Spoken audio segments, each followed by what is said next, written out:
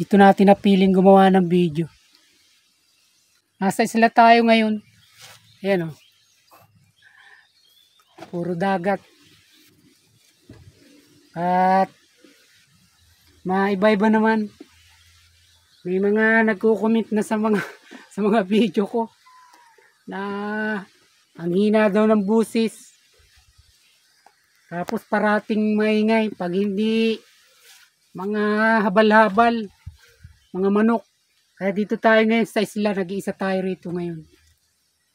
Pag-uusapan natin ang tungkol sa parang bumabaliktad na rin na mismong mga taga-administrasyon at ng mismong loyalist ni Pangulong Bongbong Marcos. Sa mga nangyayari ngayon na kahit yung mga pagbibiro ni Pangulong Duterte na uubusin patay nyo 15 senador pinapatulan. At yung mga tungkol sa impeachment naman ni Vice President Sara Duterte, hindi naman pinaghihiwalay ang mag-amang ito. Kahit si Pangulong Duterte hindi na sa national tatakbo, pinagsasabay nilang araruhin at atakihin ng paninira ang mag-amang ito, ang mga Duterteng ito. Kaya sa panig ng mga congressman na sabi nga ay magsasampa ng reklamo dahil sa pagbabanta sa buhay ng mga senador, at sa panig naman ni Sara ay ang impeachment nito na nagkukumahog atat na dapat ganapin na o tuluyan ng buksan ang trial dyan sa Senado at nang magkaalaman na. O diba? At yan yung ating tatalakay sa araw na to. Pero siyempre bago yan magandang tanghali sa inyong lahat. Katanghalian ngayon, no? Ang init. At saan mang sulok kayo ng Pinas naroroon, ang pagpapalay sa atin. Okay. Si Makatang Tambay po nagpupugay. Ang puhunan ni Logic ng buhay. Pa-subscribe kung di ka pa nakakapag-subscribe. At panoorin mo rin. Thank you. Ito nga itong dalawang taga-administrasyon, isang loyalist at saka itong direktor ng NBI, si Direktor Jaime Santiago. Tinawanan lang itong mga congressman na magsasampa nga ng kaso at irereklamo yung ginawang pagbabanta ni dating Pangulong Duterte sa 15 senador na papatay nito ng sabi nga niya nang manalo yung kanyang mga kandidato. Ito panoorin natin ang sinabi dito ni Director Attorney Jaime Santiago. Nakikita ng tao na nagjo-joke lamang siya. Part lamang ng rhetorics ng political speech. Mawalang galang na si kay Congressman Adjong at sa iba pa na congressman natin, nag-i-instigate sila na mag-imbestiga ang NBI. Hindi naman sila yung tinatakot yung mga senador. Dapat yung mga senador, kung sino man, silang magreklamo. Alam nila na sila yung tinatakot na ipapapatay. Deklarasyon ni Presidente Digong, ay kitang-kita ng tao na nagjo-joke lamang siya. Part lamang ng rhetorics ng political speech. Mawalang galang na si kay Congressman Adjong at sa iba pa na congressman natin, nag-i-instigate sila na mag-imbestiga ang NBI. Hindi naman sila yung tinatakot yung mga senador. Dapat yung mga senador, kung sino man, silang magreklamo. Kung alam nila na sila yung tinatakot na ipapapatay. Tinatawanan lang niya yung mga congressman na ito. Masyadong balat sibuyas kaya, di ba? Masyadong siluso, masyadong maramdamin at saka lahat ng salita binibigyan ng kulay, binibigyan ng malisya. Ito nga sabi niya na bakit nangunguna tong mga balat sibuyas na mga mambabatas natin?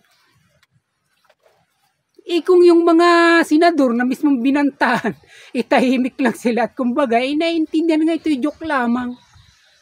At katulad yan ang pahayag ng NBI director na ito, maliwanag na joke lang yun. At sabi nga niya alam na yung pagbibiro lamang ni dating Pangulong Duterte. At sadyang gano'n na ito. Sabi nga niya, 6 na taon na natin kasama yan.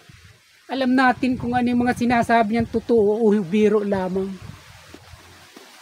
At kaya nga tayo nababanggit natin itong mga balat sibuyas nating mga congressman. Hindi ba bawat kaunting kibot nila, talagang malaking bagay na sa kanila yun. At bibigyan kaagad nila ng malisi at ikakalat na kaagad yan, Mr. Media man yan o kaya ay sa social media. Binabahiran na kaagad nila para lamang maipambato at maikaso, madimanda. Hindi ba, unang-una kung natatandaan pa ninyo, nung kasuhan ni Franz Castro si Pangulong Duterte ng grave threat. Hindi ba, sabi nga nung mga ibang nakikisimpatya kay Franz Castro, ang matutuong pagbabanta ito dahil nababatid naman nating lahat, may kakayahan talaga yung taong nagbabanta. Yan tinutukoy ngayong dating Pangulong Duterte. Pero ang nangyari nga nito, pagkatapos na kung ano yung bilis ng pagsasampa nito sa korte ni Franz Castro, yun din yung bilis ng pagbasura dito. Malinaw na malinaw yun. Totoo, nagdidimod pa nga siya na dapat daw humarap si Pangulong Duterte kung babasahan ito ng kanyang kaso. O kaya magpakita sa prosecutor office. Ganun yung sabi pa niya. Sa kanyang palagay, confidence talaga siya na may mararating yung sinampa niyang kaso. Ito nangyari. Tapos ito, ganito na naman ngayon. Kaso na naman ulit. Sasampa na naman ulit ng kaso. Sinampahan na nga nila ng kaso sa Quadcom. Di ba? Tungkol sa AJK nila. Ano nangyari? Tapos magsasampa na naman sila ng kaso ngayon at binanta ang papatay ng 15 senador. Nakita nyo na kung gaano katindi, kung gaano kamatampo at kasiluso ang mga kagalang-galang na mambabatas natin ito. At ito pang isang loyalist na sinasabi ko sa inyo. Sa panig naman sa usapin naman ng impeachment ni Vice President Sara Duterte. Nung una, ang mga binibitawan din ito at mga pinapalutang sa kanyang mga video, sa kanyang sa mga vlog, litisi na ito. Pero lumilipas yung mga araw, lumalambot siya. Tingnan nyo naman ang loyalist na ito. Pakinggan nyo ang kanyang sinasabi tungkol sa impeachment. Paano yung mga re-electionist ng Duterte admin? Kung titignan mo yung composition ngayon ng Senate, kung titignan mo yung mga miyembro ng Senado, kahit anong pressure mo dyan, na sobrang loyal sa kanya. Sino ba? Si Bongo, Bato de la Rosa, Amy Marcos, Bong Revilla, at yung anak ni Cynthia Villar, most probably be anti-impeachment. So yun, mga kotse. I'm thinking, kahit anong pressure ang gawin mo sa mga to, wala rin naman mangyayari. Diba? Wala mangyayari kahit anong pressure gawin mo sa kanila kasi most of them are really loyal to the Dutertes. And huwag niyo makakalimutan, kunti lang po ang kailangan para absuel to si Sara Duterte. 8 lang. 8 boto lang. Doon pa lang sa re-electionist, meron ka ng meron ka ng 5. Tapos meron ka pang Mark Villar na nakaupo ngayon. Meron ka pang Robin Padilla na nakaupo rin ngayon. Meron ka pang Jinggoy na nakaupo rin ngayon. Meron ka pang Joel Villanueva na nakaupo ngayon. So, siyam na agad yun na sure kay Sara Duterte. So, malamang sa malamang, maa-acquit siya sa impeachment kung ngayon mangyayari. Diyan, wala man tuwirans na sinasabi na kumbagay sang-ayon na siya na huwag nang impeach si VP Sara. Makikita natin na lumalambot siya dito at tila naniniwala sa mga o nagpapatangay talagang nangyayari na maraming tao yung ngayon talagang impeach si VP Sara kahit pa pinapalitaw nila paulit-ulit na mula sa 41% ay sinasabi na ng ibang mga loyalist vloggers sa 73% na daw ang may gusto ng mga Pilipino na ma-impeach na si VP Sara na simula na yung itong impeachment trial diyan sa Senado. Ito yung mga pagdidiin nila. Pero itong vlogger na ito, narinig nga natin na sumasangayon siya na talagang malabong mangyari. Malabo na masimulan ang impeachment trial dito sa Senado sa panahong ito. Sabi nga niya, di ba mahirap paglalabindalo yung senador na matitira, maiiwan. Kasi nga eleksyon. Yung iba abala, yung iba naman nasa bakasyon. Yun ang nangyayari dito.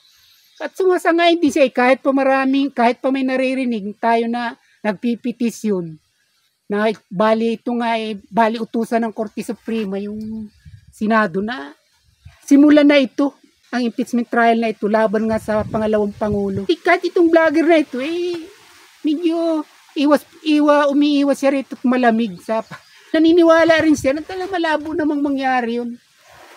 Dahil nasa kapangyarihan ng Senado, yung impeachment, wala yan sa Korte Suprema. Bilang separation of power, hindi talaga ito pinapanghimasukan ng Korte Suprema.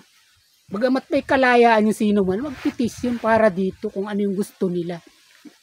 At ayun nga, nakikita natin ang dalawang taga-administrasyon na ito, na yung kung ano man yung mga bagay na gustong ibato, ipula, at gawing kasiraan sa mga Duterte, ang mga ito rin na mismo ang kumukontra at bumubuwag sa ginagawang ito ng administrasyon sa mag-amang Duterte.